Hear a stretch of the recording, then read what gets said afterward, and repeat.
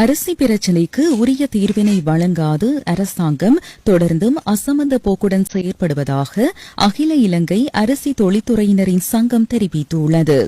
அகில இலங்கை அரிசி தொழில்துறையினர் சங்க தலைவர் நிஷாந்த பண்டார இதனை தெரிவித்துள்ளார். இதேவேளை உள்ளூர் வகை அரிசி தம்மிடம் தாராளமாக இருப்பதாகவும் அதில் எந்தவித சிக்கலும் இல்லை எனவும் யாழ்ப்பாண வணிகர் கழக உப செயலாளர் ந ஜெகன்மோகன் தெரிவித்துள்ளார். இறக்குமதி அரிசியிலேயே தற்போது பிரச்சினை நிலவுவதாகவும் அவர் குறிப்பிட்டுள்ளார். அரிசி வகையில் தாராளமாக எங்கள்கிட்ட விற்பனைக்கு இருக்கு, அதுல எந்த குழப்பமும் இல்லை. அதாவது இப்ப நாட்டரிசி என்று சொல்றப்படுற ஆட்டக்காரி நாடு, மட்டத்தீட்டல், ஆட்டக்காரி தீட்டல், முட்டைக்காரப்பன் நாட்டரிசி, அந்த வகையில் எங்கள்கிட்ட தாராளமாக விற்பனைக்கு இருக்கு, அதுல எந்த ஒரு சிக்கலும் இல்லை.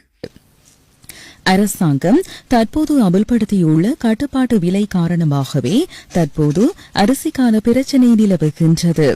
கொழும்பில் கொள்வனவு செய்யும் அரிசியை யாழ்ப்பாணத்திற்கு கொண்டு செல்லும் போது அதற்கு போக்குவரத்து கூலி உள்ளிட்ட செலவுகள் ஏற்படுகின்றன. அதிகரித்த விலைக்கு அரிசியை கொண்டு சென்று எவ்வாறு அதனை கட்டுப்பாட்டு விலைக்குள் விற்பனை செய்ய முடியும் என யாழ்ப்பாண வணிகர் கழக உப செயலாளர் ந ஜெகன்மோகன் கேள்வி எழுப்பியுள்ளார். இந்த இம்போர்ட் பண்ணப்பட்ட அரிசியில என்னன்னு சொன்னா அரசாங்கம் ஒரு விற்பனைக்கான ஒரு விலையை தீர்மானிச்சிருக்கு. என்னன்னு சொன்னா வெள்ளப்பச்சை 210 ரூபாண்டும் சம்பா அரிசி 230 ரூபாண்டும் தீர்மானிச்சிருக்கு. அதுல என்ன சிக்கல்னு சொன்னா இப்ப சம்பா இம்போர்ட் பண்ற ஆக்கள் எங்களுக்கு 225 ரூபாய் தான் கொழும்புல வச்சு கொள்முதலுக்கு தராங்க.